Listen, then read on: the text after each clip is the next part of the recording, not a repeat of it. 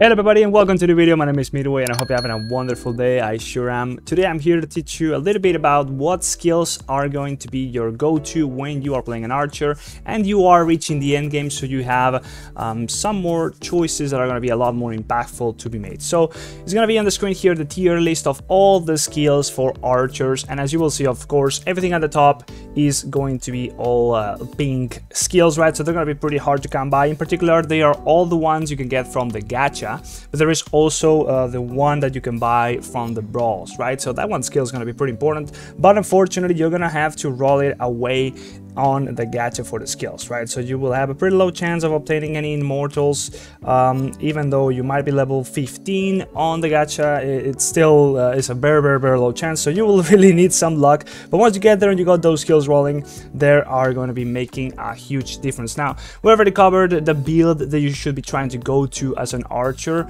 and it sort of follows the same path. If you are looking down the tiers, right, God tier, everything is immortal, then SSS, you will have some of the skills that we already mentioned, which are the ones that we are always using pretty much for survivability: Nature's Renewal and Shroom Shield. Those two are still very high up there, and you will very hardly ever replace them until you have plenty of other options that are really going to be a lot better. So those two skills will very much just get you covered for the longest time. And as you start unlocking some of those immortal high tier skills, for example, the one that I'm using here that I bought from the well, let me just get disconnected, but the one that I bought from the brawl, the World Listener is pretty damn strong, and this one is a very big damage boost, as well as doing a lot of damage on its own, right? So once you get this one, you can start to replace stuff like, for example, replacing speed search, right? So that one is pretty damn strong early on, but you can start to replace some of that stuff and just get a little bit of an upgrade here and there once you get those skills. But yeah, this is what you should be trying to look for as you are getting into the higher tiers of skills. As you unlock them, you should be trying to get those four in particular, which are going to be your Blitz Assault, your Blade Pierce, your Clone Strike, and as well as your Wind Bow Arrow. So all of those got some combinations as well with relics to boost their effects, but let's just look at them pretty quickly. So Blitz Assault summons a golden lightning, dealing a big bunch of damage, and then providing a big amount of damage immunity for 3 seconds. That's a lot of time. You're going to be taking no damage, as well as doing a lot of damage on its own. Then you will have your Blade Pierce, which is going to throw the blade, dealing a bunch of damage and causing the target to lose a big bunch of their max HP. No matter what the defenses are, that's going to be just straight up max HP damage done per second for 5 seconds. So that is a whole lot of HP that they're going to be losing. Then you will have your Clone Strike, which is going to be summoning that clone, which is going to be taking some damage for you. It's going to be tanking as well as dealing damage, right? So that is going to be a big defensive option. Not only it does some damage, but of course it protects you from a lot of damage. It's going to be pretty much just replacing the shield as well as the heal. Any of those could be replaced by the Clone Strike. Really, it is extremely powerful.